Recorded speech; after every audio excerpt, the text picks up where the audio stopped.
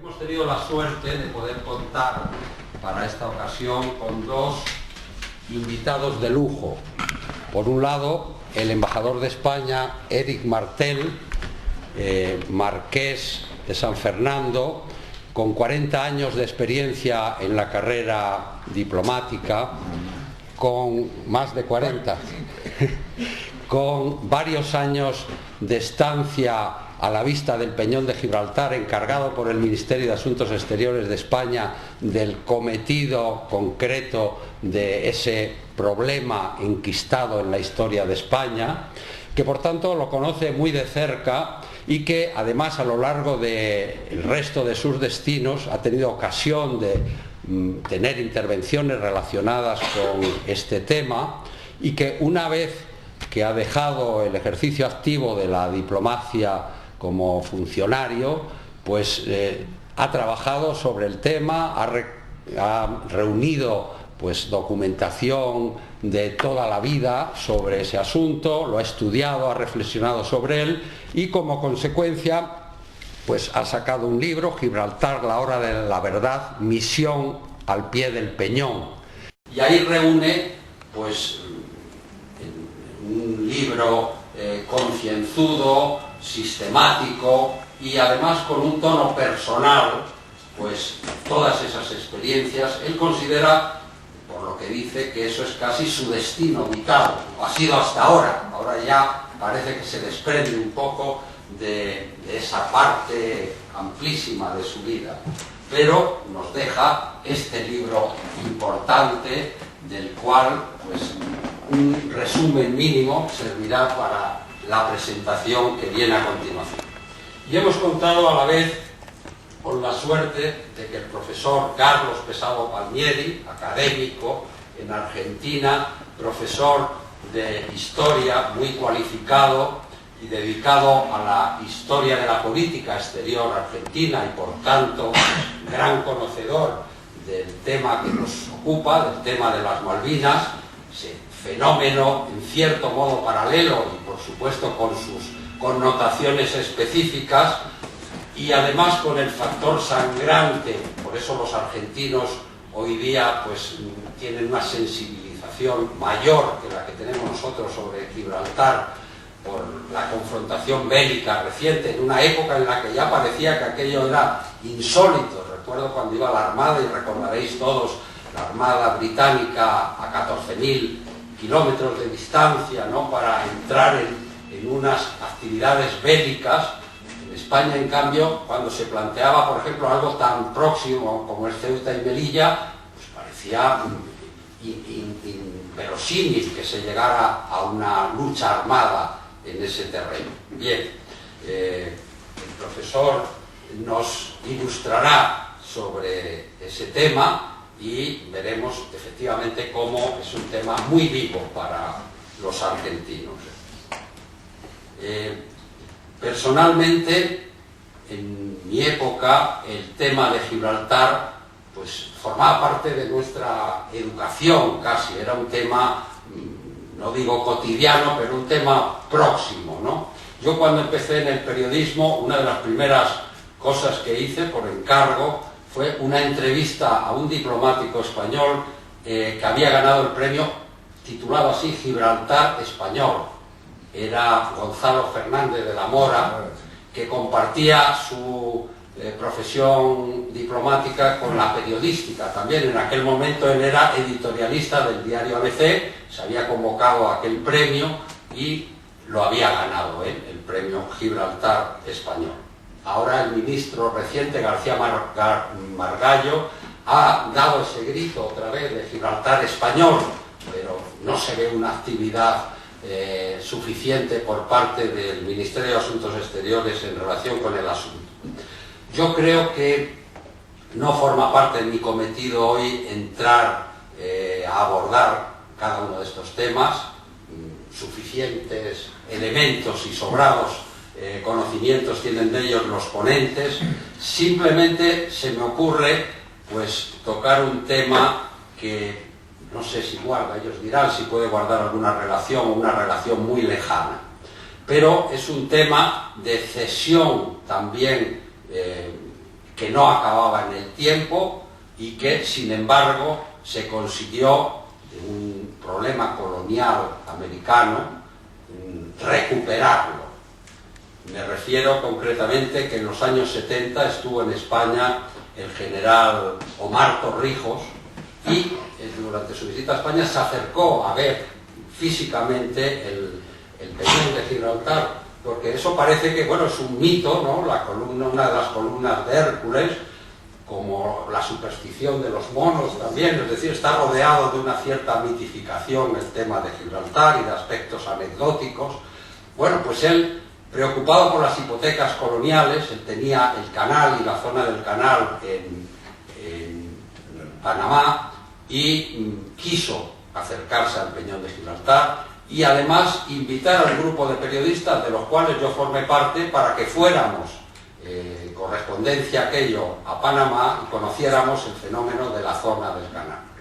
Se hablaba entonces del David panameño y del Goliat estadounidense.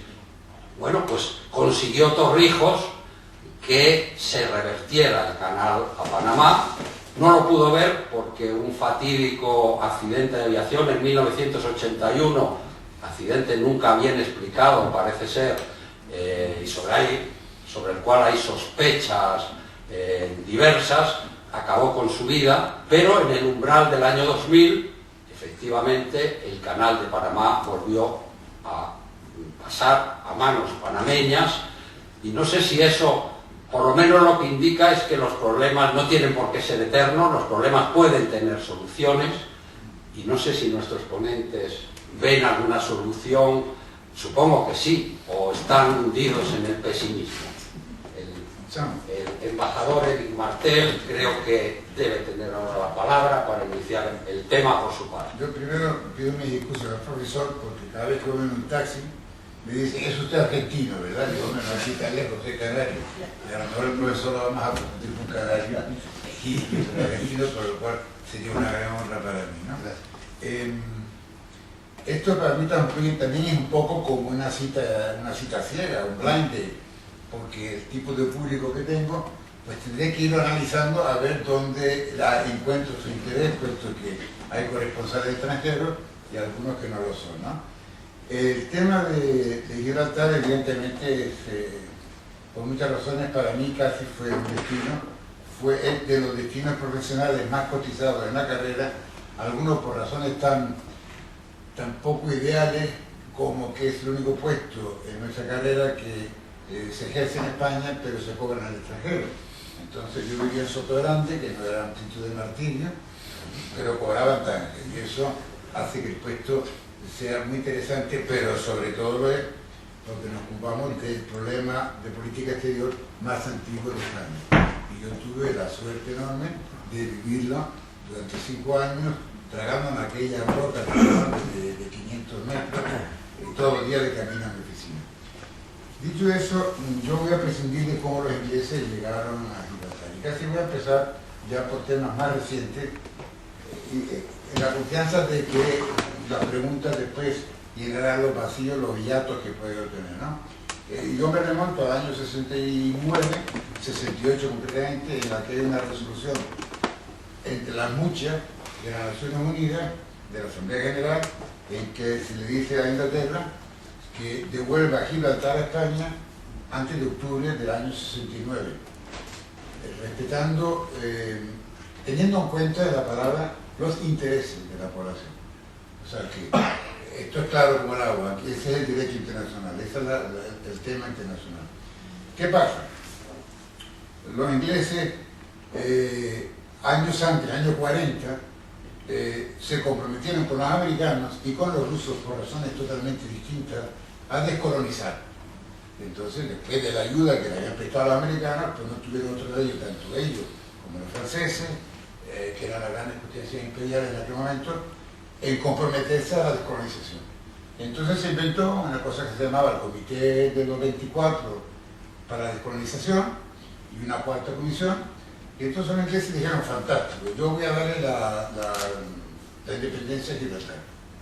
Porque una vez que el territorio era declarado colonia, tenían 3 ayudas, o bien dar la independencia, o bien integrarlo en su territorio, o bien lo mismo que lo primero, hacer un Estado libre social.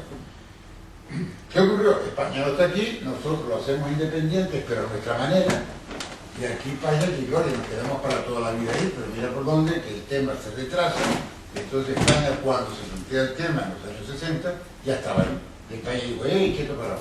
Esto no es una colonia, como dicen en inglés, esto es una parte de mi territorio. Entonces entra en conflicto dos normas de Naciones Unidas. Una que dice que hay que descolonizar mediante la autodeterminación, y otra que dice, salvo que se trata de un territorio que es parte integrante de otro, en cuyo caso no hay más descolonización que devolverlo a ese territorio. Eso yo creo que es el marco donde nos movemos, ¿no? España lleva luchando por recuperar Gibraltar muchos años, pero casi para empezar o terminar por el principio, o al revés, o empezar por el final, los ingleses no conquistan Gibraltar. Eso lo hace una tropa compuesta por ingleses, holandeses, españoles, portugueses, en nombre del pretendiente a la corona española de aquellos tiempos. Pero los ingleses se las arreglan cada 4 años, animar a los otros a que continúe la guerra, y ellos pues se les debió perder algo y ahí se quedaron buscándolo y llevan 300 años. Entonces tratamos de recuperarlo, no pudimos. Una de las razones hay que remontarla quizás a la siguiente. Tenemos en español, no quiero perderme, pero no quiero soltarme esto, aquello de pedirse a la francesa. Y aquello tiene su origen allí. Tiene su origen allí porque cuando se estaba a punto de recuperar Gibraltar militarmente, los franceses también tenían otras cosas que hacer y nos dejaban por lado. Pero eso hay que explicarlo porque quien negoció el convenio de Utrecht, del que iba a hablar ahora mismo, era Luis XV. Y Luis XV dijo lo siguiente, dijo, no me interesa que Gibraltar, y negoció en nombre nuestro, porque era abuelo de nuestro futuro rey, no me interesa porque mientras que los ingleses estén en Gibraltar, España no se aliará nunca con Inglaterra en contra de Francia. Eso lo repitió Napoleón. Y entonces viene este Tratado Utrecht. Por el Tratado Utrecht cedemos una parte de lo que yo en el libro, y eso es original, no sé si bueno o malo, denomino el primer Gibraltar. Pero hay 5 Gibraltares. Entonces no entro en la historia de cómo el primero se convirtió en el quinto. Pero dicho en número, lo cedido en Utrecht fueron como unos 4 kilómetros y ya vamos por 11 que se han ocupado de tierra y de agua que son hechos. Y ya no sé si casi a lo mejor hasta me cambio, porque el final del tema, con lo que terminé ayer, la presentación del libro, es que ese tratado es un tratado que es más que Gibraltar, pero hay un artículo, el artículo 10, que se ocupa de Gibraltar exclusivamente. Y en ese tratado se dicen varias cosas. Primero, 2 que no menciono, no tienen nada que ver con el tema, pero una que se cede sin aguas, se cede sin jurisdicción territorial. Entonces, sin aguas jurisdiccionales, de ir a palabra. Primer punto. Segundo punto, sin comunicación terrestre alguna. Tercer punto, sin comercio con el entorno. Y cuarto punto, si Gibraltar quiere ser independiente algún día, España tendrá el derecho a recuperarlo. Pues ahora miramos qué tratado tan bonito. Pero lo que ocurre es que ese tratado, primero, aguas jurisdiccionales las estamos ocupando. Nosotros, en parte, tenemos culpa porque al delimitar nuestras aguas, aunque lo hicimos con otro propósito, dejamos esas aguas como si fueran de ellos, que es donde estamos cubriendo los problemas que ustedes conocen hoy en día. Primer punto, eso es contra las aguas. En cuanto a la verja, la comunicación por tierra, pues nosotros la hemos abierto. En cuanto al tema del comercio, otro breve paréntesis, cuando yo llegué a Gibraltar, al campo de Gibraltar, el Producto Interior Bruto de Gibraltar era, en números redondos, unos 8 millones de libras esterlinas. Y así continuaron hasta que abrimos la verja en el año 82. Hoy en día, estamos hablando en libras, de acuerdo al valor diario, no constante, hoy en día son 1.100 billones de Producto Interior Bruto. Resultado, el entorno de Gibraltar era potente en aquellos momentos. Hoy en día Gibraltar ha vuelto lo que es, de 7, 10 a 1.000 y pico. resultado de ese tema, en Gibraltar hay un paro de un 3 y pico %, o sea, paro técnico, no hay paro, y tienen una renta per cápita de 47.000 libras por año. En el entorno nuestro tenemos pues 47 de paro en Andalucía aproximadamente y una renta per cápita de unos 17.000 euros. O sea que, ¿qué es lo que ocurre? ¿Qué termina siendo Gibraltar? En primer lugar, un tratado que resulta que no podemos decir que la Iglesia no lo cumpla. Nosotros no lo estamos cumpliendo tampoco. Y aquí no está pasando nada. Y eso, otro paréntesis, que van a ir, y yo creo que va a ser dentro de poco, si Dios no remedia, a darle la independencia a Gibraltar. Me dirán, no, ese tratado de Utrecht pone que no se puede dar la independencia. Pero amigos, los ingleses son gente muy hábil. Entonces ellos se lo cuentan y dicen, vamos a ver, ¿a quién se dieron ustedes de Gibraltar? Hombre, para Inglaterra no, le asustió Utrecht. Se pusieron a la corona británica. Pues bueno, sí, ¿verdad? La corona española, sede. Bueno, ustedes, Canadá es de la corona británica, la Bahama de la corona británica, de modo que yo no voy a ceder a Gibraltar a nadie. Sencillamente le voy a dar un estatus siempre y cuando se mantenga entre la corona. Es decir, Gibraltar se convierte tan independiente como Canadá. Y nosotros, pues no sé dónde, pero en otro sitio, no dándonos cuenta, ¿no? Entonces, yo cuando llegué a Gibraltar, me encontré con gente que quería muchísimo, que son amigos míos, eran, que han muerto hace muy poco. Ambos se llaman los hermanos Triay, eran gente muy conocida en Gibraltar y tenían abogados y tenían un partido político y le llamaban The Doves, los palomos.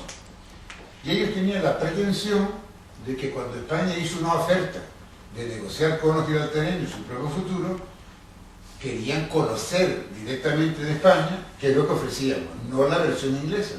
Y se les ocurrió pedir una cita con Castilla. Se la dieron, bueno, no lo mataron de milagro. O sea, tuvo el gobernador que sacar la tropa a la calle, a pesar de que en mi opinión fue el propio gobernador quien incitó a la rebelión. O sea, Gibraltar fue una hoguera, le llaman el Black Army, ¿no? Y por tanto ahí no hay manera de preguntarle a la población qué es lo que quiere, porque como uno diga que quiere otra cosa, y ahora sí voy a hacer un intento de terminar, porque no he ocupado el tiempo. ¿Qué es lo que ocurre? El otro día yo me eduqué en parte en los jesuitas con nuestro querido presentador, un año más viejo, o no sé cuánto, a lo mejor más. Pero después tuve la fortuna de mi padre final como agregado naval a Londres, y entonces me mandó a un colegio inglés donde aprendí mucho de ello. Se reúnen cada 3 años en España, y hace 2 semanas vinieron el abad Mitrao de los benedictinos, que era el colegio, y nos pusieron por orden. Habían gente, pues chicos que acababan de salir, y otros como yo que hacía X decenas de años que habían salido. Y me tocó hablar, curioso, en la mesa presidencial, por razones de edad, con 2 compañeros míos que yo la verdad no los acabo de recordar, pero eran de mi edad, o sea que con el mismo curso, y eso eran ambos ex embajadores ingleses. Y se enteraron de mi trayectoria, ¿no? Y me dijeron, hombre, tu puesto último fue Andorra. Digo, sí, y me sacaron Gibraltar. Dice, hombre, ¿y por qué no buscamos una solución para Gibraltar parecida a la que tienen en Andorra? Y entonces, ya este libro estaba publicado, no en la calle, pero saqué una tesis que está dentro de él, pero no está explicada como la voy a explicar ahora. Y dije, mira, tú sabes una cosa, el problema de Gibraltar no es encontrar una solución. ¿Cómo? No, el problema de Gibraltar es otro distinto. Ahí, en la península ibérica, en España, en el sur, hay una ciudad de la Unión Europea. Unión Europea que se crea para que haya transparencia de mercado, la economía funcione de libre mercado, sin subvenciones ni protección especial de nada. Este no es mío, yo sé. Pero bueno. Entonces, ahora, entonces esto, pues lo que el mercado en cualquier último término se hizo no para separar, sino para integrar. Y ahí hay una ciudad que se llama la Línea Gibraltar, que es una ciudad sin solución de continuidad, donde hay un muro como el de Berlín, y del lado allá del muro hay como un Corte Inglés que vendiera sin IVA. Si mañana vamos a la Castellana, le decimos al Corte Inglés castellana, le quitamos el IVA y el arancel, no sé cuánto tiempo iba a durar los cortes ingleses o el resto del comercio israelí. Bueno, pues de ese lado del muro hay una economía privilegiada por la Unión Europea y de este no, resultaba esas cifras que he dado antes. Porque lo primero que hay que hacer es renunciar a que la Unión Europea diga, oiga, que esto no es europeo, fuera privilegio, encantado que ustedes, señores ingleses, sigan en Gibraltar, todo lo que quieran, pero los gibraltareños como los ciudadanos normales. Problema, los gibraltareños, los ingleses, cuando vieron que las Naciones Unidas se les puso en contra, dijeron, no, yo no creo en la autodeterminación, no me importa que todo el mundo, no me importa que el derecho, yo no creo. Y tío, el Monroe, que dicen ellos, esto que hoy es mi derecho, esto es lo que vale. Y entonces dijeron, ¿cómo me puedo quedar en Gibraltar? Pues me escudo en los gibraltareños. No, es que gibraltareños es que es españoles, yo tampoco. Si estuviera en Gibraltar y mi medio de vida en Gibraltar, estaría muy contento ahí. Y entonces, ¿qué pasa? Si le quitamos los privilegios, yo calculo que en 2 años no quedan más que los monos en Gibraltar, porque ahí ni hay vaca, no crece ni agricultura, no hay nada, más que contrabando y otra serie de privilegios muy interesantes y muy imaginativos. Luego le dije, lo que hay que hacer es, sencillamente, es hacer de Gibraltar un territorio normal de la Unión Europea y después, con tiempo, hablaremos de soluciones. Y ahí me quedé, tenemos que lo he llegado a ustedes hasta mi última conclusión y ahora me callo para que pregunten, bombardeen a nuestro profesor o para dar una oportunidad que ahora un momento, sí. La pena fue que hablando de Malvinas a mí me cogió, perdón por el verbo, pero en Gibraltar. Y a lo mejor ustedes lo han oído. Pero un día me llama el teniente coronel de la Guardia Civil, a la zona, y me dice, tenemos un problema. ¿Cuál ha sido el problema? Pues que hemos confundido a una serie de submarinistas vestidos de negro con terroristas o contrabandistas, no estaban muy claros, lo hemos metido en la cárcel. Y después me he enterado la historia entera. Era un comando argentino que se coló en España. Un ejercicio de prestigitación, si llegan a salir del paso dando la independencia por esa fórmula de la corona al Peñón, y luego está esta otra versión a través de la Unión Europea que también sería algo imaginativo. Vamos a ver por dónde van los tiros. Le toca por al profesor Carlos Pesado Palmieri, que aparte de experto en la política exterior argentina, es versado también en asuntos militares, ¿no? O sea que yo creo que nos puede dar una lección magistral, breve, no con la duración usual de lo que es una lección magistral, pero muy abreviada y muy interesante. Vamos a tratar de tomarlo eso en 15 minutos. Yo traía otra manera, no puedo hablar con la experiencia y la ductilidad del señor embajador. Pero traía sobre todo, soy un simple profesor de historia, conocedor de esta historia lacerante de los argentinos y comparativamente parecida, quizás con mayor encarnadura, en la situación de esta supérstite colonialismo inglés. ¿Sí? He traído algo escrito para no escaparme mucho del tema, pero sobre todo una visión histórica, entendiendo que quizás Gibraltar sea una cosa mucho más encarnada en todos los españoles y Argentina es lo que dijo Francisco el Papa, ¿no? Estamos en el final del mundo y por más que tenemos tantas cosas comunes en la cultura que nos es propia y que tanto debemos a España, estamos en el final del continente austral. Voy a abreviar esta salutación al presidente de la asociación que me ha honrado, al señor Marqués de San Fernando del Mar, a los corresponsales presentes, a las señoras y señores. Representa para mí un grande honor haber sido convocado por la institución que preside don José Manuel González Torga, a través de ese gran amigo, colega de ustedes y compatriota nuestro, el periodista e historiador don Armando Puente, al que le agradezco su presencia. El título del encuentro que nos reúne tiene fuertes connotaciones emotivas, más allá de lo que significa estas dos supervivencias del mundo contemporáneo de dominio, injustificables y ajenos a todo derecho. Gibraltar 3 siglos, Malvinas 180 años. Debo señalar a la vez, en inicial reconocimiento de estos modestos límites de mi exposición, ceñida a una mirada histórica consustanciada con la vivencia de la patria y el sostenimiento del Estado-Nación. más allá de quienes suponen que este Estado-nación está en declive. Al señalar esta pequeñez frente a la distinguida participación del señor embajador Don Eric Martelat-Belair, directo protagonista de intervenciones diplomáticas, como nos ha revelado, en pro de la recuperación de dicho territorio para España, como asimismo publicista de mérito, y el diálogo que podamos entablar después con este calificado auditorio. He de ceñirme a esta lectura en razón del tiempo medido que tenemos. ¿Cuál es la cuestión Malvinas? Como ustedes saben, venimos de este lugar austral del continente americano. Hay dos países solos, el nuestro es Argentina, el otro es Chile. Y para la República Argentina, las Islas Malvinas, las Georgias del Sur y las Sandwich del Sur son parte irrenunciable de su soberanía territorial, al presente todavía en posesión de Gran Bretaña, en cabal expresión del colonialismo decimonónico subsistente. Malvinas es el corazón mismo de la patria irredenta. Malvinas es nuestra ineludible cuestión nacional. Malvinas, para todo argentino de buena cepa, es solar bajo dominación extranjera que agravia a nuestra nación soberana, siendo fruto de esa usurpación realizada 180 años atrás, mientras que la vuestra es de 3 siglos y el invasor fue y es el mismo. Malvinas también es nuestra mayor asignatura pendiente en cuanto a la defensa de la soberanía nacional en el campo internacional, y el hito de su recuperación en 1982, al margen de toda otra consideración, es la efemérides más importante en todo el siglo XX de los argentinos.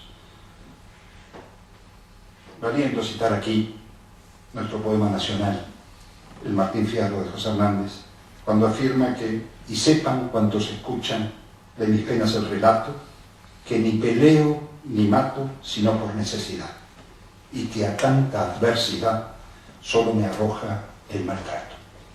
Ahora bien, pese a cuanto se sostenga con argumentos para nosotros totalmente inválidos, Gran Bretaña no cederá en su posición unívoca desde siempre, dado que en sí misma su política internacional con conservadores o liberales es fija, coherente y sostenida como paradigma del colonialismo residual en Occidente. Y los Estados Unidos de Norteamérica han sido consecuentes con ella. Variados y múltiples conflictos en estas 2 últimas centurias lo atestiguan.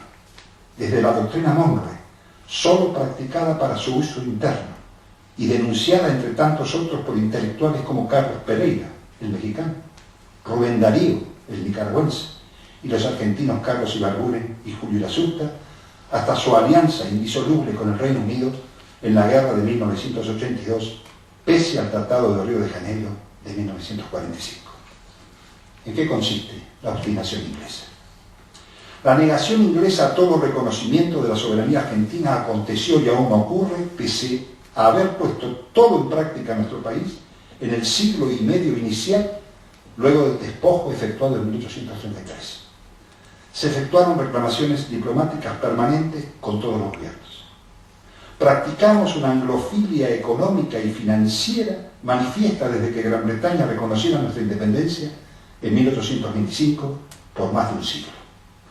La reclamación de nuestros derechos en el siglo XIX se iniciaron transcurridos 12 días apenas de la invasión británica de 1833, cuando se conoció en Buenos Aires el atropello, y durante el siglo pasado fueron permanentemente efectuadas en todos los foros internacionales. Hemos expuesto los derechos argentinos, en todos ellos, con sólidas argumentaciones históricas, geográficas, geomorfológicas, geopolíticas y jurídicas, como títulos justos de nuestras reclamaciones. Tuvimos el apoyo manifiesto de organismos internacionales como la ONU y la OEA. Sumamos a nuestro favor declaraciones y resoluciones de los mismos basados en la descolonización plebiscitada por la inmensa mayoría de los pueblos, las expresas del 1960, 1964 y aquella de 1965 por la ONU, con la resolución 2065, que reitera el anhelo de poner fin al colonialismo en todas partes y en todas sus formas. La solicitud de acuerdo de las partes con el reconocimiento de nuestra soberanía fue desechada por Gran Bretaña cada vez que fue planteada. Igual suerte corrieron todas las negociaciones bilaterales emprendidas desde 1966 para finalmente producirse el hecho bélico del 2 de abril de 1982, que terminó en derrota para nuestras armas, que tomaron justa posesión de las islas sin producir muertos en la población civil ni en las fuerzas extranjeras allí residentes. Y en los últimos 30 años, señoras, señores, en los últimos 30 años de democracia que cumplimos antes de ayer, hasta practicando lo que algún desafortunado canciller nuestro llamara relaciones carnales con el mundo anglosajón, tuvimos mejor suerte. En verdad, todo ello ha sido inútil frente al despojo consumado. Son estos argumentos que esbozo en apretada síntesis lo que me llevan a sostener que Gran Bretaña ocupa de Malvinas, como decimos los argentinos, no aceptará devolver Malvinas a su legítima soberanía, sino media una fuerte y efectiva presión internacional que lo obligue a ello. Pero la estirpe hispana sabe que los despojos no prescriben, por lo que es necesario enfatizar que en 1982 no invadimos un territorio ajeno, ni cruzamos ninguna frontera.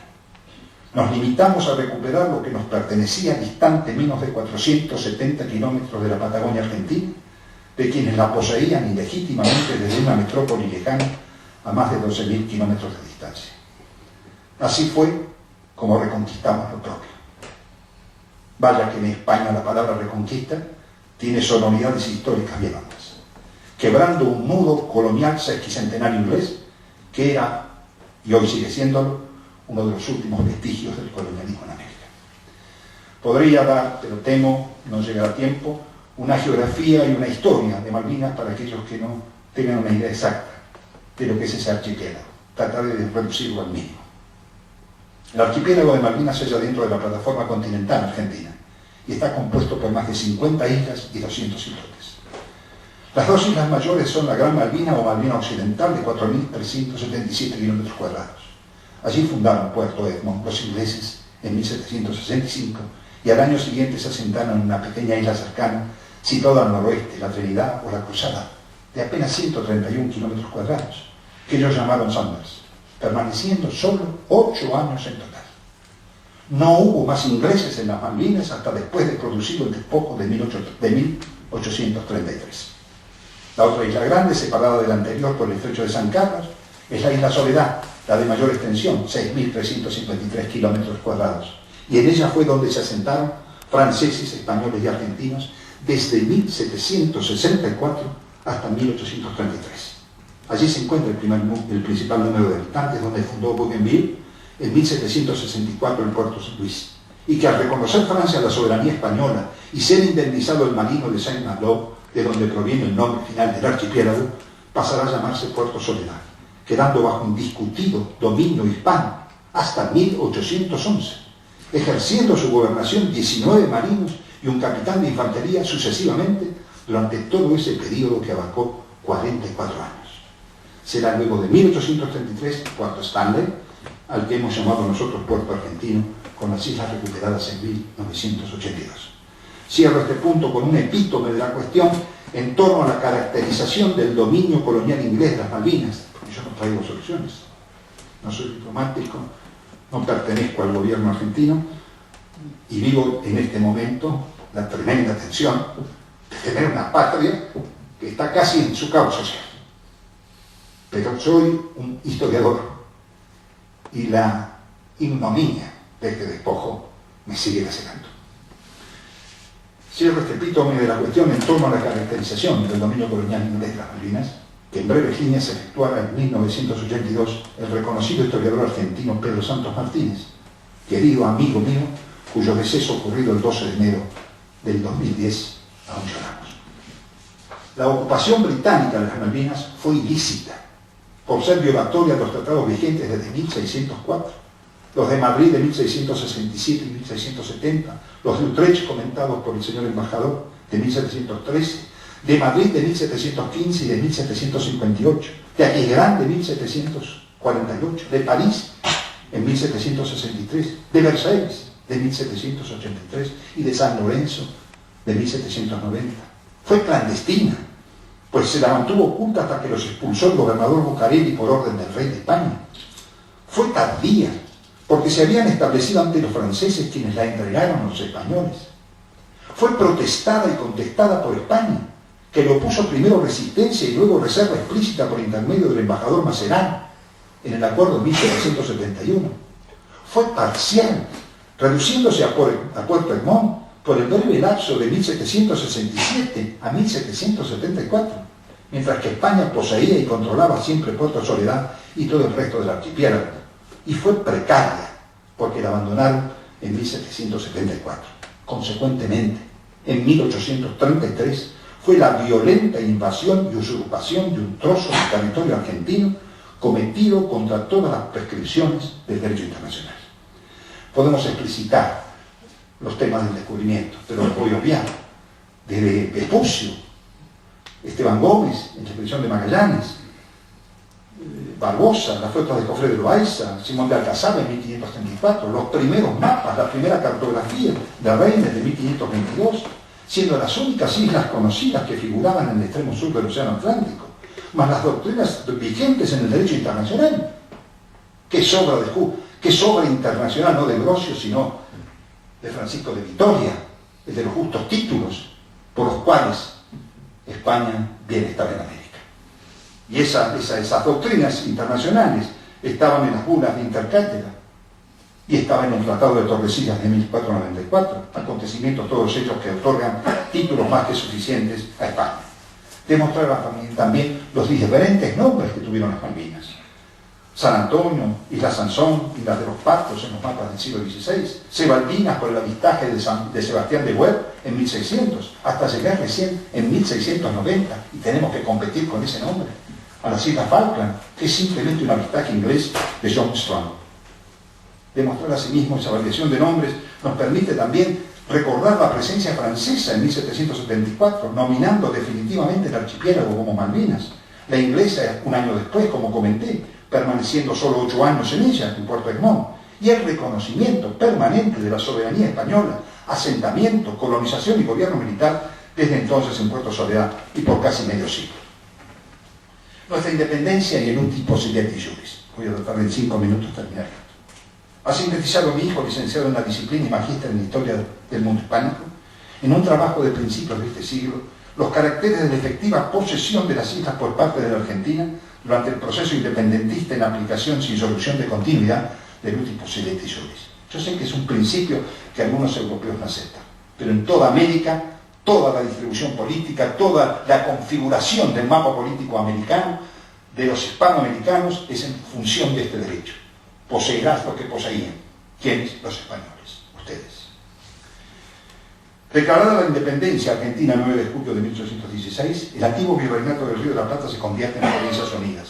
A partir de entonces, Buenos Aires, la única capital no recuperada por las fuerzas españolas durante la Guerra de Emancipación Americana, se ocupó en la administración insular desde 1820, designando permisionarios de pesca y caza primero, concesionarios para el usufructo de carnes y cueros luego, comisionados para una administración delegada de las Provincias Unidas posteriormente. Se prosigue instaurando una comandancia insular para concluir con la institucionalización permanente, orgánica y estable de una comandancia política militar. Entre 1823 y 1829 hubo 3 comandantes militares. Y el 10 de junio de 1829, el gobernador delegado de Buenos Aires crea la comandancia política militar con sede en la Isla Soledad y designa a su cargo a Luis Bernet, que estaba radicado en un archipiélago desde el año 1823. En esta sumaria exposición, quiero ir finalizando, debo destacar que en 1825, Gran Bretaña, que es una de las primeras potencias que reconoce nuestra independencia solemnemente, suscribimos con ella un tratado de paz y comercio sin ningún tipo de reclamación o reserva planteada sobre el particular. El primer reclamo a destiempo y sin sustento legal alguno, dado el abandono desde 1774 del Puerto Egmont por el reconocimiento de la soberanía española en 1771, lo efectuó el representante inglés en Buenos Aires en 1829. Y fíjense la fecha, y termino con esta última exposición, voy a suprimir el final. Fácil se deduce, estamos en 1829, fácil se deduce los socios de siempre, los socios de siempre. No entiendo cómo la Cancillería argentina y nuestra diplomacia pudo ser tan ingenua en 1982. Como fácil se deduce, las agresiones anglosajonas estaban muy próximas. El caballo de Troya fue de origen norteamericano, con a un infante doctrina Monroe, de apenas 8 años de vida, que en la nacionalista y discriminatoria interpretación del Gran Hermano defendió lo americano solo para su propio voraz beneficio, siendo hasta el presente, incluso para el lenguaje del hombre corriente europeo, americanos solamente ellos.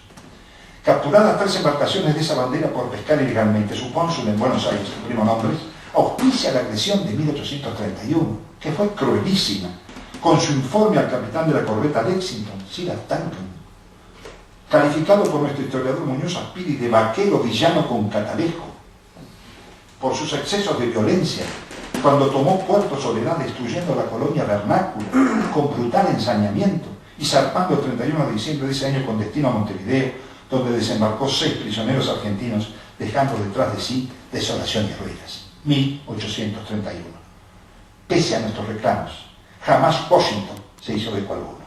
Similar alianza ajena a todos los principios hipócritamente declamados se produjeron en 1982.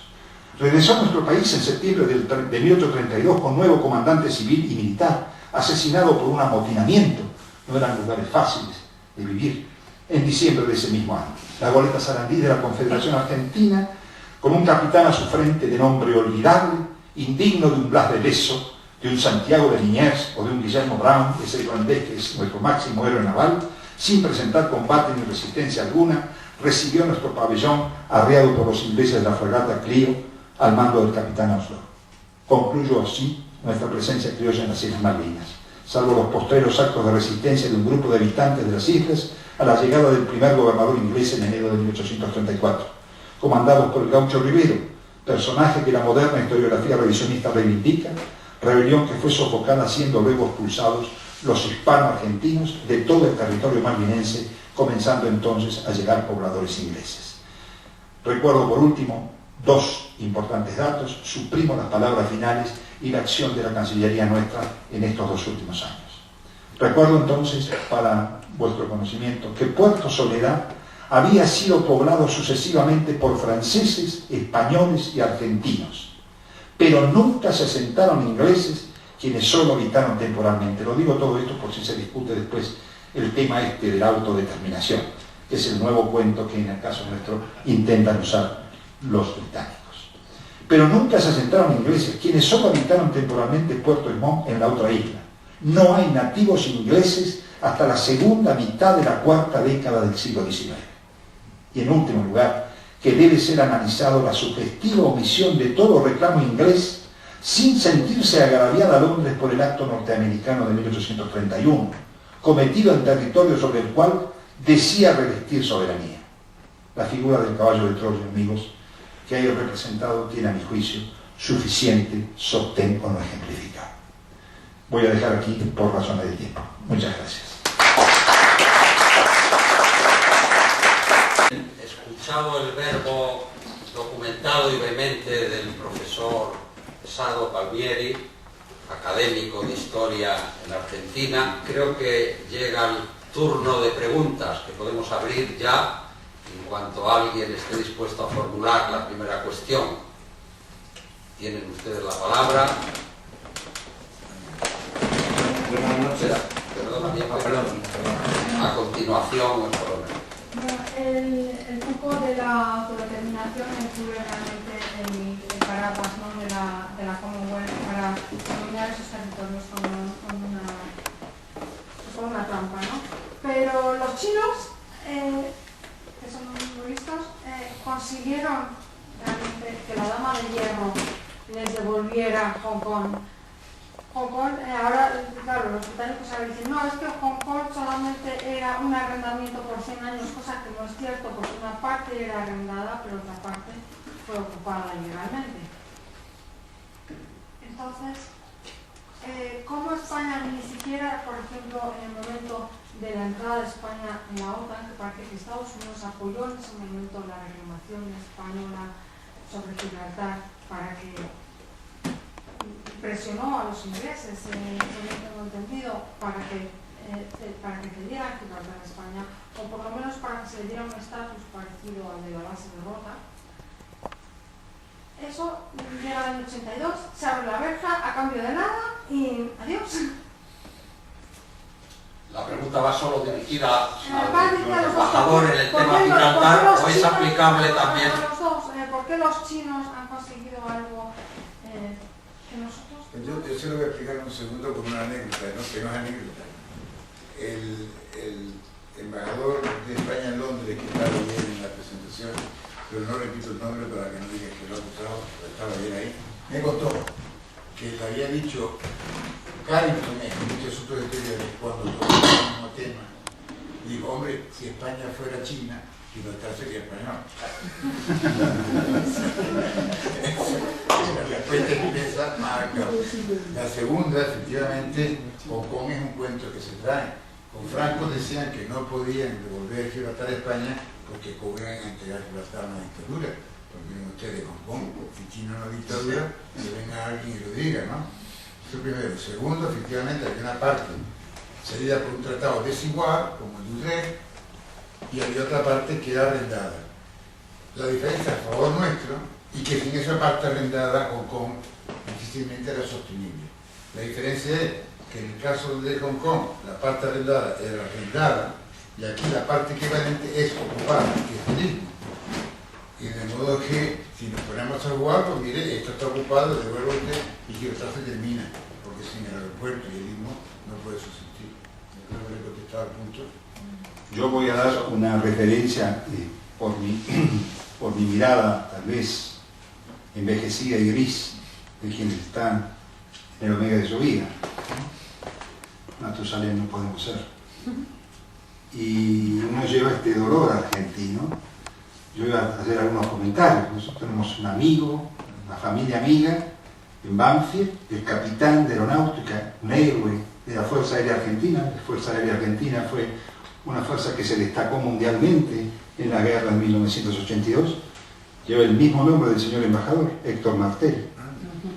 Y un soldado, un raso, y hago esta, porque no quería perder esa anécdota también, dado la calidez del señor embajador y yo leyendo, porque si no, no me puedo manejar. Pero esto lo puedo decir, Daniel Massad, en nuestro pueblo, en nuestra ciudad, de Lomas de Zamora, de Banfield, los padres son amigos nuestros, el chico murió con 18 años, soldado raso del ejército argentino, el padre todo era un héroe de guerra. En Argentina hay mucha desvalorización también, hay muchos personajes que son patriotas de provecho, de las historias sectorizadas, de las memorias parceladas, de esa vivencia negativa de la honra. Pero este muchacho, Daniel Macedo, le hemos puesto el nombre a una esquina, muere 2 días antes de La Paz. Esa es sangre caliente todavía sobre nosotros, sobre todo los que ejercemos la historia, y no es por belicismo, por odio, ¿no? Ahora ustedes tienen una exposición de Blas de Lezo. Los españoles también han olvidado mucho de su historia heroica. Y Blas de Lezo, para nosotros que defiende Cartagena de Indias a mitad del siglo XVIII, ¿no es cierto? Con su pierna, sin una pierna, sin un ojo, sin, en fin, medio hombre, como lo llamaban. Vence una flota inglesa impresionante. No hay espíritu belicista, porque nosotros no tenemos ni matagatos frente al poder mundial, pero están juntos, ¿no? Pero quiero decir, y mantuvo la cultura que nos es común, defendiendo Cartagena, muriendo en ella. Después nos emancipamos, pero yo soy un hispanista de raza, ¿no? Nos emancipamos, pero Hispanoamérica siguió siendo española por esa victoria en Cartagena de Indias. Pero a lo que voy a contestarle, ¿por qué la política? No soy diplomático, así que puedo excederme en lo que digo, pero yo acá tengo algo de este mismo año, 18 de mayo de 2013. El Reino Unido se manifiesta en la ONU específicamente contra el principio de libre determinación, que es el que ahora quieren usar, porque nosotros hemos logrado que se contemplen los intereses de los pobladores, como se comentó acá en Gibraltar, pero no los deseos, porque los deseos de esos pobladores, por más que ya lleven 150 años, ¿no es cierto?, son gente trasladada, no son vernáculos. En este caso, el Reino Unido, el viernes 17 de mayo, en el plenario de la Asamblea General, que adoptó una resolución a favor de la libre determinación de la Polinesia Francesa, donde hay hombres, como se llama, de los pueblos originarios desde el año 300, los ingleses se opusieron.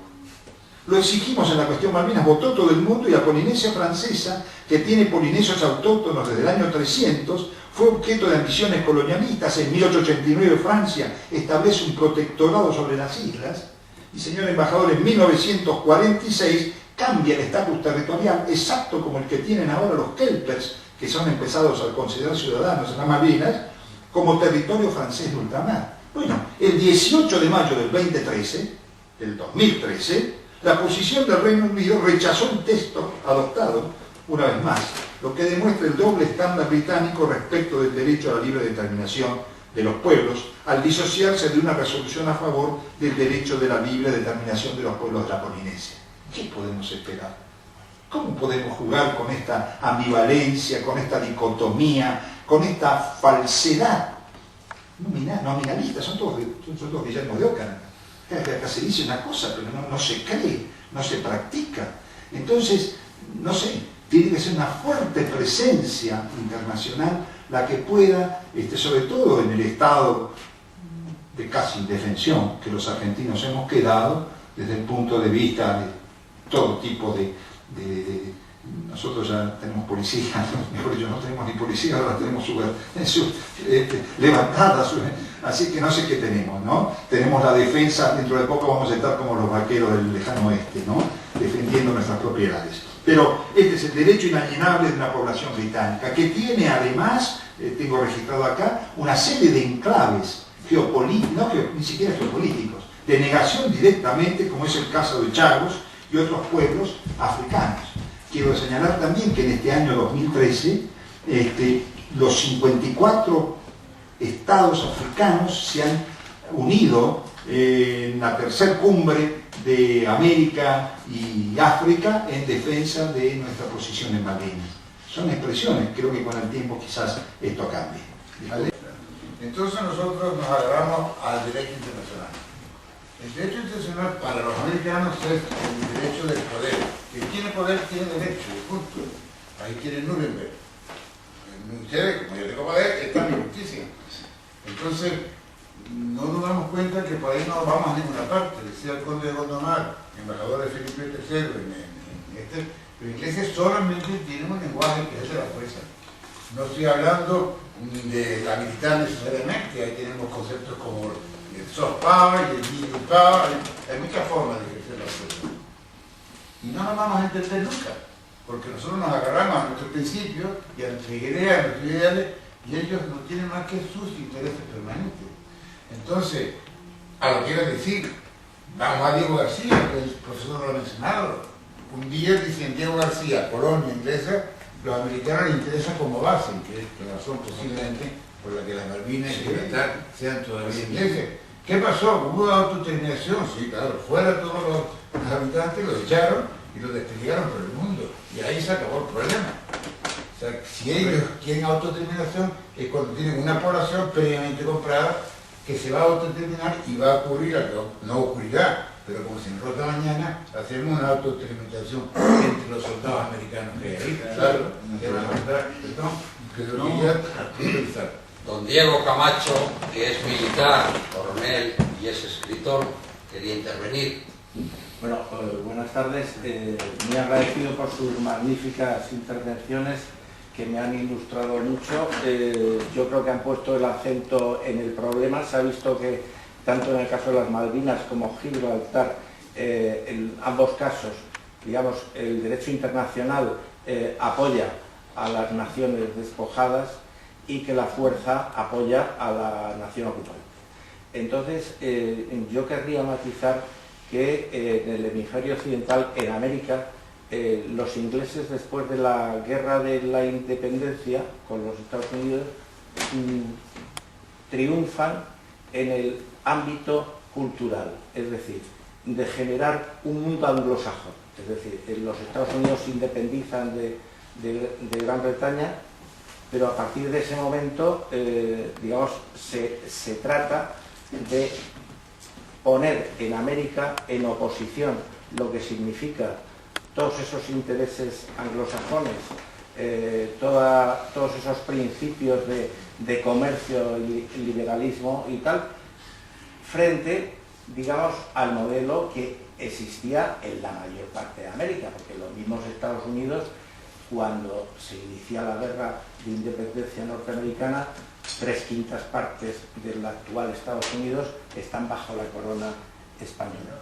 Entonces, la cuestión que yo plantearía a la mesa es si, y coincidiendo con la última intervención del embajador, no sería conveniente en el momento actual, tanto para Argentina como para España, olvidarse de la razón que nos asiste y generar unos lazos de unidad hispánica, tal como han conseguido los británicos hacer, no solamente con los Estados Unidos, sino también con Canadá, con Nueva Zelanda, con Australia, donde han conformado un mundo anglosajón que a la hora de buscar su interés, evidentemente se unen como una alianza de hierro. Eso es Yo quisiera, señor coronel, sumarme a su pedido de panhispanismo.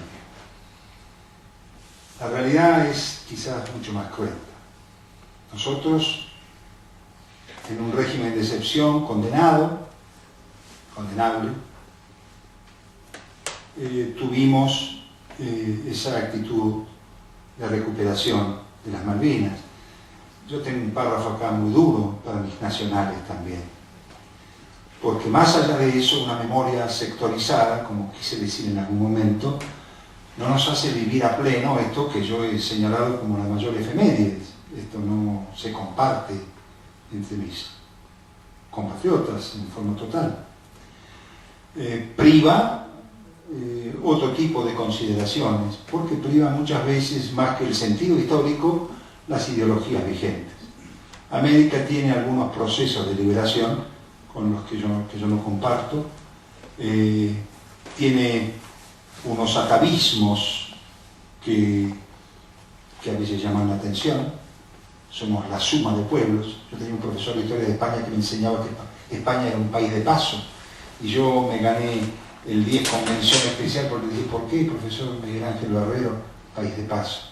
España ha sido como es América, es un país de encuentro. Con esto quiero decirle que creo que somos la suma de todo y no partes aparte, todos aparte.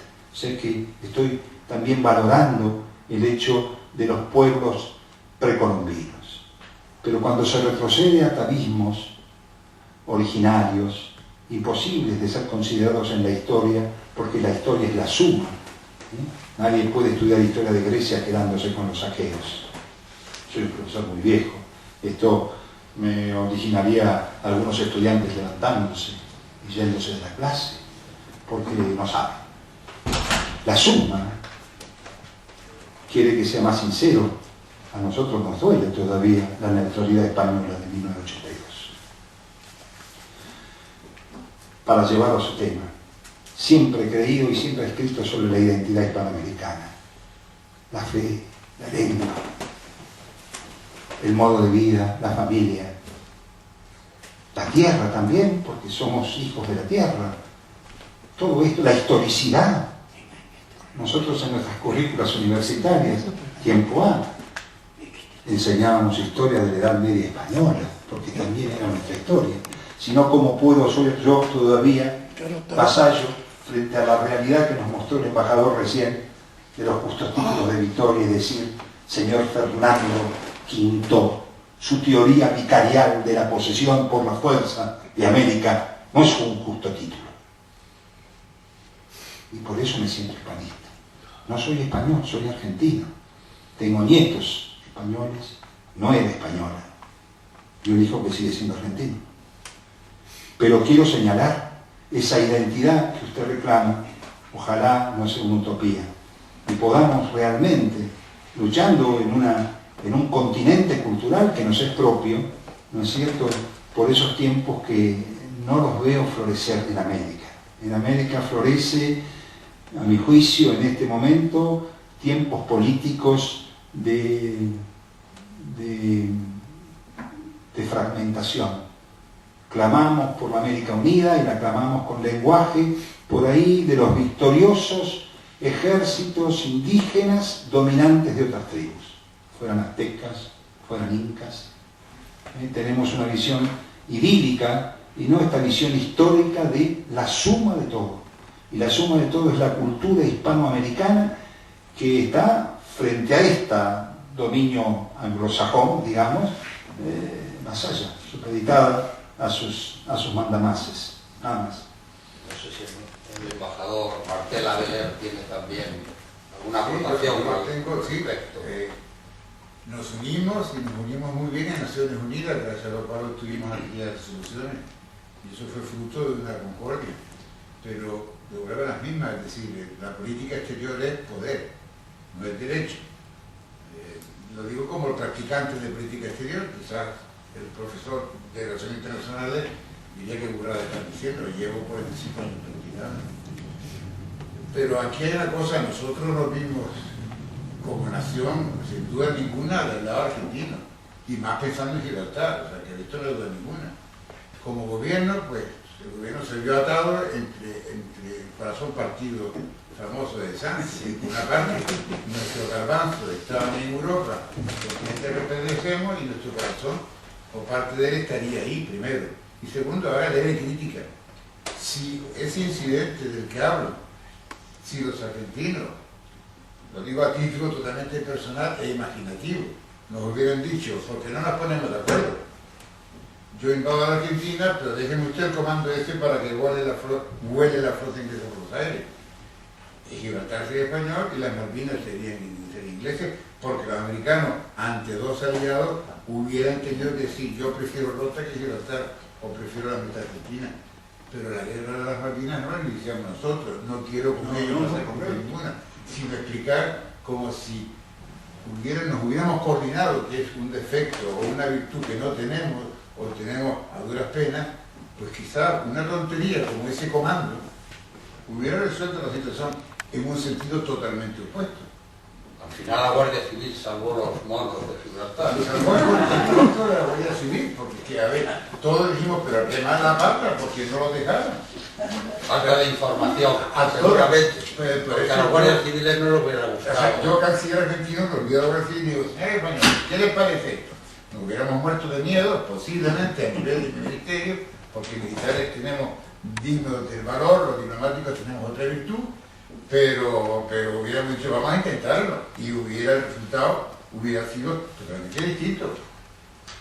El corresponsal... Gibraltar, si le suprimiésemos los privilegios, esos privilegios, desde luego los gibraltareños se benefician, pero benefician más a los que no viven en Gibraltar, porque no deja de ser un paraíso fiscal, ¿no? Que puede resultar muy interesante para mucha gente. Y a usted le quería preguntar en qué postura quedamos ahora, porque usted refleja el interés de un apoyo internacional masivo, pero ahí está el Tratado de Lisboa, que es bastante reciente y que nos deja totalmente fuera de todo, porque también está lo de las 325 millas, que a ver después cómo se desarrolla eso y cómo avanza, ¿no? Porque ahí entra la Antártida y entran... En la Antártida están todos ya. Nosotros teníamos las primeras, sí, si nos descuidamos los uruguayos también. Estamos todos bueno, perdidos. El gobernador de Malvinas está en Uruguay haciendo ahora. Y me decía un colega de ustedes acá que había también una delegación de Brasil. Y nosotros tenemos acá el encuentro con el canciller de ustedes, de nuestro canciller Timmerman, hace muy poquito tiempo. Tengo los días acá, porque yo me traje toda la lista de lo que se había actuado, porque no soy un especialista en política exterior, en el caso nuestro era hablar de la política exterior vieja. La actual, sé que este apoyo en este momento de África en su totalidad, lo ponemos los argentinos como una victoria diplomática, pero estas victorias diplomáticas, yo creo más bien que lo que ha dicho acá el embajador, Es cierto, vale señalar intereses múltiples, pero es que hay que herir sentimientos para despertar sentidos, decía, ¿no? Creo que Unamuno. No se puede seguir, no se puede recuperar nada que realmente tenga un sentido. En el caso nuestro, el sentido de Malvinas, no sé si los argentinos la administraríamos correctamente. Administramos mal nuestro propio país, siendo tan extenso, pero las riquezas existentes, las posibilidades petrolíferas, gasíferas, el krill, la pesca, el hecho de que se nos invade el mar epicontinental, el hecho de que nuestra marina ya no tiene capacidad suficiente para controlar, el hecho de que el Atlántico Sur sea el oleoducto de Europa y de Estados Unidos. Acá hay intereses muy, muy importantes de los Estados Unidos e Inglaterra para que un país como el nuestro, ¿no es cierto?, tan golpeado, viviendo situaciones realmente difíciles, en una democracia que debe afirmarse, pero en medio de situaciones. Yo estoy en un país que quiero mucho, pero es extraño, entonces yo opino de mi gobierno en mi país. Acá no puedo porque no soy diplomático ni soy político, pero creo que es clara mi visión, no adicta a nuestra forma, no a nuestra forma, sino a nuestro gobierno actual. Pero bueno, es lo que la gente ha votado, es lo que la gente puede cambiar, tenemos que seguir viviendo en democracia. Yo creo que si este hecho del 1982 se hubiera realizado en un momento distinto, no tendría duda ningún argentino de esa recuperación. Hoy en día lloramos los muertos, en la guerra no hay ángeles, no mueren los viejos, mueren los jóvenes. Y bueno, toda parafernalia que se crea de sensibilidad extrema, de derecho de gentes, bueno, es un derecho de gente que es vulnerado permanentemente, como dice el señor embajador, porque el poder no tiene ética. El poder vive ajeno a la ética. La ética, y todos lo estudiamos después de Maquiavelo, ¿no es cierto?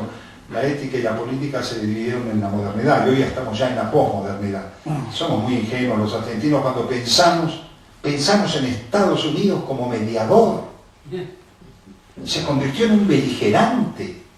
Pero ¿qué virtud militar, diplomática, política? Nosotros éramos profesores de historia. No nos podíamos enrolar porque ya éramos viejos, pero estábamos la Argentina entera, que vivía también situaciones difíciles, teníamos un gobierno de excepción, por llamarlo de alguna manera, más fácil decirlo dictadura. Había reclamos en las plazas, reclamos salariales. Y sin embargo se llenaron las plazas porque el heroísmo solo que se lo despierte, pues no tenemos solución. Lo que usted dijo de Lisboa es perfecto. Estamos cada vez más internacionales, estamos en una aldea global, pero en la aldea global no somos todos iguales. Contestada la segunda pregunta, queda pendiente. Y muy imaginativo es que Glaude tiene montado. En primer lugar, ¿por qué tiene Gibraltar ese privilegio? Cuando Inglaterra se adhiere a la Unión Europea, afirma que Gibraltar es una isla geopolíticamente hablando, y lo era, porque la Unión Europea termina en los Pirineos. Pero de repente, pasan los años y la Unión Europea llega hasta la región de Gibraltar, incluida. Luego ya no tiene sentido tener esos privilegios casi ultraperiféricos que tenía. Entonces, se mantienen, pero la forma en que ellos tienen de vivir es tan imaginativa como una anécdota que cuento en el libro de un señor llamado Adolfo, que iba a Gibraltar todos los días a trabajar.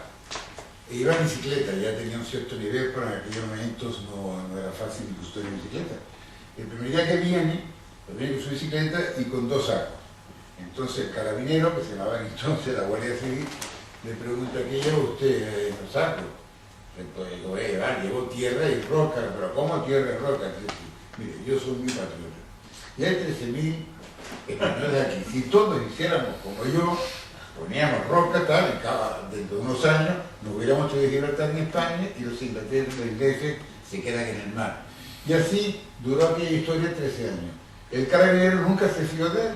Y si no lo hacía todos los días, pues lo hacía un día sí y otro día no. Se retiran los dos. Y entonces Adolfo monta en la línea una tienda de bicicletas. Y el carabinero le dice: vamos a ver, yo sé que tú estabas metiendo contrabando. que contrabando mentira, porque no pude buscar nada más. Y Sequillo, ¿qué va a hacer? La bicicleta. O sea,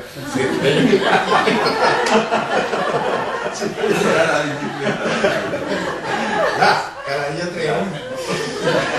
Entonces, quiero decir que son muy imaginativos. Pero les voy a hacer una idea de lo que supone Gibraltar. Una idea nada más, porque es mucho más complicado. Gibraltar es parte de la Unión Europea con unas excepciones, sobre las cuales se fundamentan esos privilegios. Entonces, como tal Unión Europea, una compañía gibraltareña, pongamos de seguro de coche en Gibraltar, abre una sucursal en Inglaterra. Entonces empieza a asegurar coches. Este dato es cierto, el 10% de los coches ingleses en la fecha de la estadística, que es de hace 5 años, o será mucho más, están matriculados en Gibraltar. ¿Y eso? Bueno.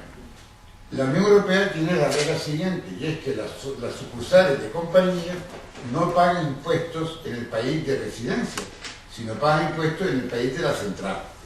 Y en el país de la central, Gibraltar, no hay impuestos. Luego, la compañía, la sucursal gibraltareña en Inglaterra, compite con las inglesas que las planchan, porque claro, tienen más precios porque no pagan impuestos. Eso es uno de los trucos con la bicicleta, y así tenemos lo que quieren, aquí es un emporio, porque eso no hay quien pueda. Y eso es lo que quería un poco contestar desde el tema de... Bueno, pero, okay, bien, pero convengamos que también, por ejemplo, todos estos casos de corrupción que van apareciendo, muchas de las cuentas se encuentran en Gibraltar. Sí, de los españoles te hablo, ¿no? No tanto, a ver, pero eso fue cada minuto, o sea, a ver, no tengo estadísticas de qué es lo peor, pero si seguimos, por ejemplo, diría que los segundos después de esto que les he dicho, aprovechar las compañías en todo el mundo para este negocio que es lícito, porque son las reglas de la Unión Europea, que habrá que cambiar. Pero después tiene el tema de los casinos online, por ejemplo. Claro. Pues ahí, después viene también el tema del blanqueo de dinero, pero generalmente ellos lo obvian. Esto de los países fiscales es un tema muy interesante, porque los dos grandes paraísos fiscales en el mundo no son ni las Bahamas ni Gibraltar, son Estados Unidos e Inglaterra. Para centrarme en Estados Unidos, donde por razones de 2 puestos, 13 años que viví allí, pues dejé el dinero, que no haya ninguna hacienda allí, que yo ahorré, que no fue tanto, lo dejé en mi banco de siempre, por pereza no me lo he traído. Y les pregunté, ¿hay algún problema, tengo algún problema legal? Y dicen, no, ninguno. Y eso, dice, hombre, un español viene aquí y tiene dinero. Entonces, ustedes informan a España porque yo negocié un tratado de doble imposición con Gibraltar. Ustedes lo aplican. Dicen, claro, nosotros informamos a España de todos los intereses, dividendos que un español genera en Estados Unidos. O el benefactor de una sociedad o el administrador de una sociedad, para que no quede nada, parece ya todo cubierto, parece que es imposible para eso fiscal. Digo, hombre, entonces yo tendré que, por este dinero, llevarlo a España, bueno, como quiera, porque este dinero no es American Source Money. ¿Y eso qué? Digo, mire, nosotros informamos a España, si tú compras una casa en Miami y la vendes, ganas $100.000, entonces nosotros informamos a España que tú has ganado $100.000. Pero si esa casa tú la tienes en Santo Domingo y con el dinero que tienes aquí haces lo mismo en Santo Domingo y traes los dividendos aquí, eso no, porque eso no es dinero americano. O sea, que ahí esa batalla no se va a ganar nunca, porque hay personas que están dispuestas a decir lo que yo me he ganado, yo no lo voy a compartir. Y como yo tengo abogados que saben, me preocupa más este tema de las compañías. Gibraltar, bueno, tiene mucho, efectivamente, por ejemplo, casas compradas, pues las compran en la casa de la compañía, pero para mí eso no es el grueso del negocio de Gibraltar, ni mucho menos, pero bueno, no quiere decir, aparte de eso ya se están ocupando, porque la OCDE pues se ocupa de los precios fiscales.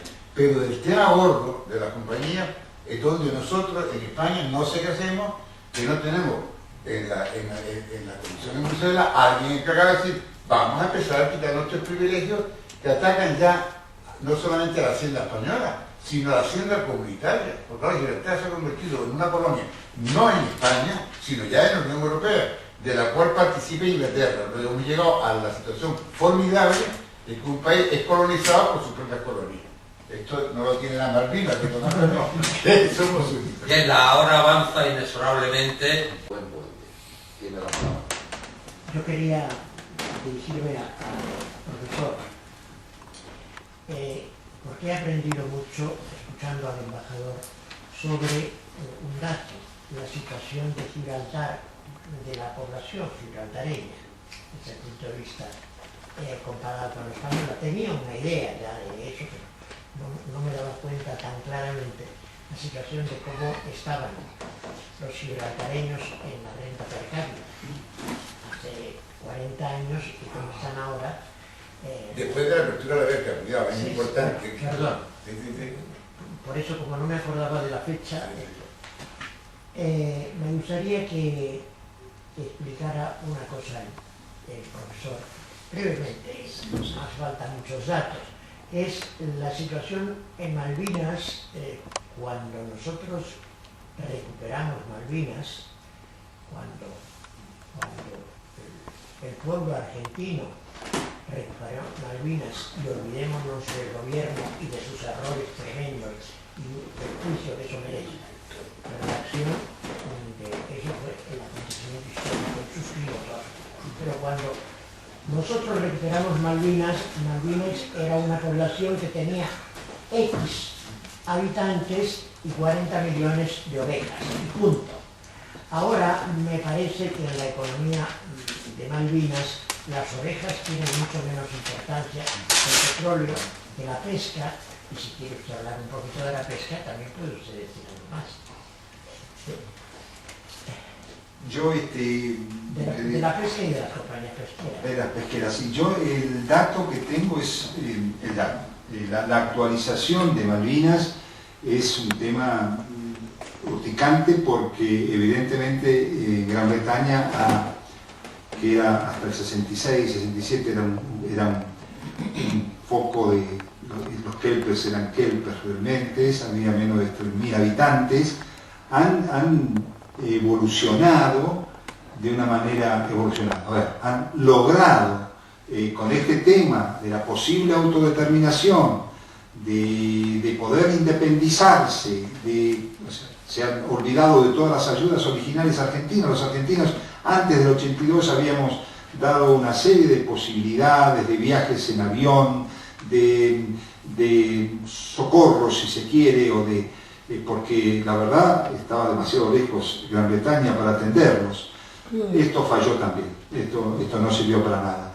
Lo que ahora hay, pienso sí que el ganado lanar, que era el único recurso, como usted dice, ha pasado a segunda o a tercera o a cuartas como intereses.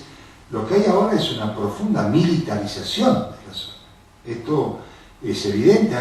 Los ingleses han disparado misiles desde las Malvinas.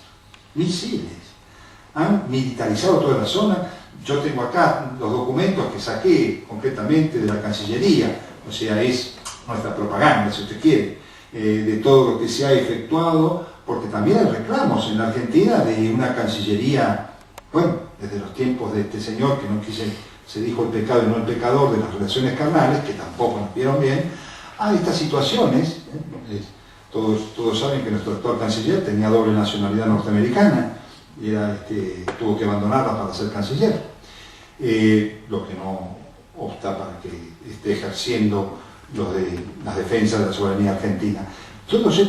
Pero hay denuncias permanentes, por ejemplo, cuando se profanó el cementerio de Darwin, ahí comenzaron a verse la cantidad de refuerzos militares y de prácticas militares denunciadas que ha sido tomada, tengo acá la fecha, no quiero demorar, por el propio Consejo de Seguridad. Una denuncia de que hay una alta militarización de Malvinas por parte del ejército inglés. Con la otra situación de que las plataformas marinas en la explotación de petróleo son una potencial crecimiento. Ustedes se han dado cuenta que nosotros estamos importando gas de Bolivia, no nos autoabastecemos en petróleo.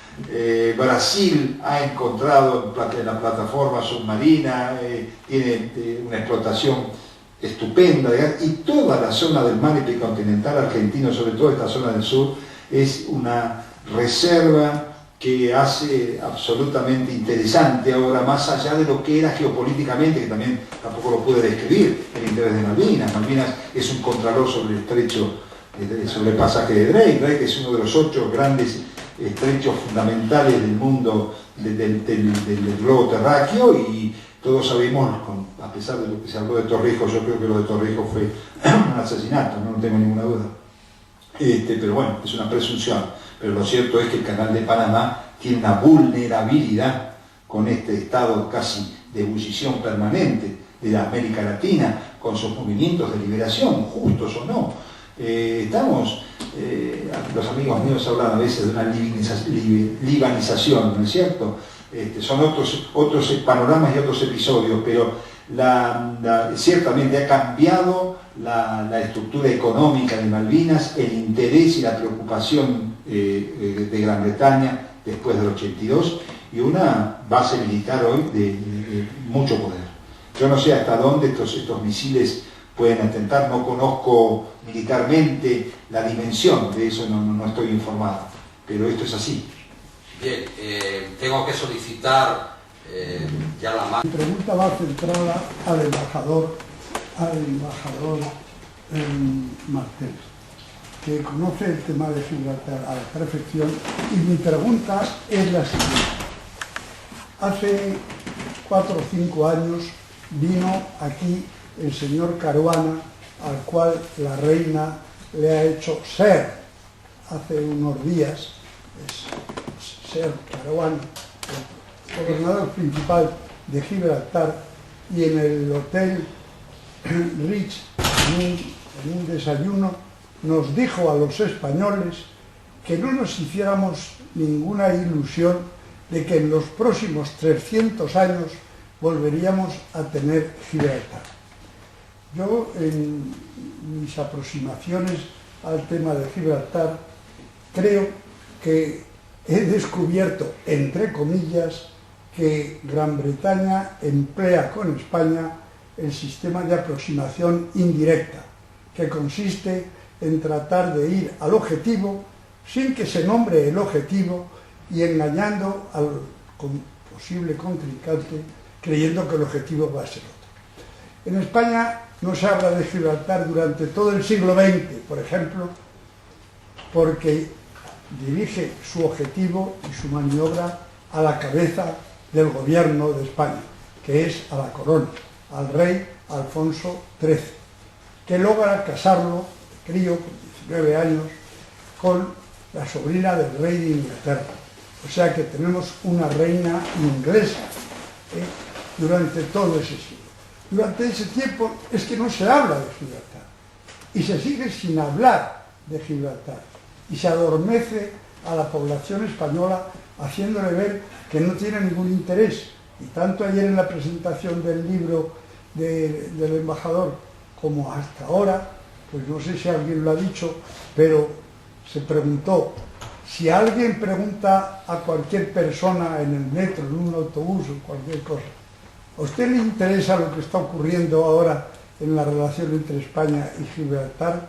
Dice, no, la verdad es que no me interesa nada, ni sé por qué están organizando tanto lío. Mi pregunta es, señor embajador, ¿usted cree que en 300 años Gibraltar va a seguir siendo colonia inglesa, puesto que no somos chinos, no tenemos Hong Kong? Bueno, primero medalla al sufrimiento porque don Fernando Salas se tragó ayer la presentación de mi libro y veo que prueba repite, lo cual me gusta, pero lo admiro profundamente. Yo ya estoy cansado de mí mismo, pero él no. Entonces, a Peter Caruana lo conocí yo como un jovenzuelo insoportable, recién llegado a Gibraltar con 20 y pocos años, y trabajaba en el despacho de uno de esos palomos que yo con cuya hija se terminó casando. Tuve la mala parte de que su hijo murió a la edad de 7 o 8 años, y lo humanizó de una manera tremenda, y hoy en día es el Peter Caruana, efectivamente. Pero yendo a la pregunta, esta pregunta no la debemos hacer nosotros, porque la tesis que yo defiendo en el libro y que con Nora la he defendido aquí, es la que citó nuestro presidente, que es la de que lo que le dijo este señor Triay, jefe de Peter Caruana, como abogado, dice: la partida de Gibraltar, España tiene cartas para hacerse con toda la base. Entonces yo no me lo creí cuando lo dijo, que dije una broma, que me quería dar coba, lo dije ayer, o lo que fuera. Pero a los 40 años de estar con el tema, digo, tenía más razón con Santos. Luego la respuesta es que frente a la perfidia británica que efectivamente existe, tenemos que terminar con lo que yo diría la desidia hispana. Si logramos terminar con eso, Gibraltar será español dentro de 2 años. Yo tengo mis dudas, porque para empezar, los dos partidos hoy en día del gobierno no están de acuerdo, no ya el español de la calle, sobre si quieren recuperar Gibraltar o no. Eso es primero. Y si estuvieran de acuerdo, no están de acuerdo en el cómo. La izquierda sigue la receta inglesa, la regla de juego, que es woo the Gibraltarians, corteje usted a los gibraltareños, gánese usted a los gibraltareños. La derecha sigue defendiendo lo que hemos defendido siempre. Pero ¿qué ocurre? Que mientras que nosotros tratamos de ganarnos a los gibraltareños, y lo hemos intentado, hemos visto hasta dónde llegó Moratino, los ingleses por detrás nos están alimentando. Dicen: no, pues no se vayan con los españoles.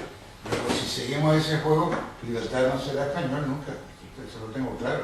Ahora, yo espero que alguna mente lúcida, más de luego que nuestra generación, diga: pues mire, esto no tiene sentido. Y hay 20.000 soluciones. Una de ellas, que incluso publiqué a veces en sus días, es decir: bueno, ni para ti ni para mí. Vamos a hacer este territorio de la Unión Europea y que se convierta en el primer territorio europeo con bandera europea y mandado desde Bruselas. Pues bueno, ahí se arregló el problema. Soluciones hay las que queramos, porque vuelvo a decir, todas las cartas son nuestras, pero o no queremos o no sabemos jugarlas. Bien, última pregunta entonces. Sí, son un par de aportes y una breve pregunta. Primero, bueno, lo que dijo el señor embajador, hay un documental muy interesante sobre el Grupo Comando, que usted comentó. Es un documental, si no me equivoco, de la televisión española, que es Operación Algeciras. Si no me equivoco, se llama el documental, o así se llamaba el propio operativo, ¿no? Un militar una vez me dijo que perdimos la guerra de Malvinas por los ingleses y por la Guardia Civil española. Claro. Respondiendo a la anécdota, y en el propio documental, uno de los protagonistas comenta que uno de los guardias civiles, al otro día, cuando se enteran de la situación, le pidió disculpas, ¿no?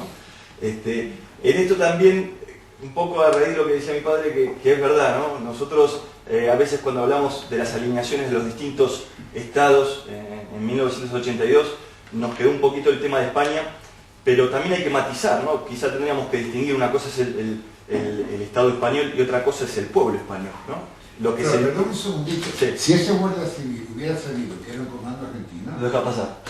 Donde estaba el corazón de los españoles y del gobierno, el gobierno con más cuidado era con la Malvinas. No tengan ustedes la menor duda. No, por eso mismo, por el sentir quizás del español o del pueblo español era de cercanía hacia la causa argentina. Después el Estado... Y yo que no era pueblo, claro. y era ojalá. Pero bueno, un poco, quizá preguntarle a usted, imagino que ustedes, un poco preguntarle por la cocina de todo esto, ¿no? Imagino que deben ver también el caso Malvinas, tratando de ver un poco cómo progresa ese caso, más allá de que después, a la hora de hablar, se dice que el caso Malvinas con Gibraltar se parece pero que no se parece, ¿no? ¿Cómo lo ven los embajadores que estuvieron en la materia, como usted? ¿Qué se puede copiar de los reclamos argentinos? ¿Qué no se puede copiar? No sé si me explico, ¿no? Sí se explica perfectamente, yo voy a tratar de explicarme también igual de perfectamente, pero a título personal. Sí. Nosotros creemos que el caso de las Malvinas, intelectualmente hablando, es malo para nosotros, porque nuestra reclamación de Gibraltar no la tenemos a 400 millas, la tenemos en una ciudad española. Pero eso es la cabeza, pero el corazón nos inclina a que las Malvinas tienen que ser argentinas, pero sin ningún tipo de dudas. O sea, que tienen otra vez el corazón partido, cabeza por un lado y corazón por el otro. Pero no duden que nuestro corazón, entiendo, y no hablo en nombre de todos, pero sé que de muchos, estaba con que Argentina recupere las Malvinas e Inglaterra se lleve su lección. Ahora, si no nos coordinamos... Claro, pero por ejemplo esa estrategia que contaba mi padre de ganarse al Kelper, ¿no? Usted en algún momento ha hablado de, a ver qué hacemos, nos ganamos a los gibraltareños, eso lo ven como algo interesante, lo ven como no sirve de nada. Es que lo están alimentando. Es decir, el papá con su perrito, mire qué bonito perrito, toma, dele una salchicha y verá cómo el perro se va con usted. El perro se viene con uno y tirando la cuerda. Los kelpers y los gibraltareños son tan ingleses como los del hombre. Y nos están haciendo creer que son distintos. Y voy a terminar muy pronto, pero quiero que les quede en la mente lo siguiente. Estuve en la India. ¿Qué hicieron en la India? ¿Cómo lograron estar en la India con nunca más de 100.000 hombres y dominar 400 millones? Dividiéndolo. ¿Cómo lograron estar en Irlanda? Dividiendo a católicos y protestantes. ¿Cómo lo hicieron en Chipre? Dividiendo turcos con griegos. ¿Cómo lo hicieron en Palestina? Dividiendo judíos con árabes. Y ahora ellos, para poder funcionar con sus reglas, tienen que encontrar un enfrentamiento, dividir algo que ellos puedan imponer después su paz británica. Entonces, tanto en el terreno de Argentina como en el Gibraltar y en paralelo, se han inventado unas poblaciones que no son distintas a ellos. Y entonces, pues, ya hasta ahora ya están cómodos. Ahora es que los gibraltareños no quieren ser españoles, pero si son ustedes. O los que no quieren ser argentinos, quieren ser ingleses, pero si son ingleses. Y nosotros tragamos el argumento. Bien, creo que hemos aprendido todos muchas cosas, yo al menos, desde luego, y que hemos llegado ya por imperativos de la hora al final. Agradecemos a nuestros ponentes sus brillantes intervenciones, agradezco a todos la presencia y la participación y hemos abierto, como decía al principio, un nuevo ciclo y esperamos que el ciclo continúe adelante y podamos mantener este tipo de nivel que merece la pena, yo creo, participar en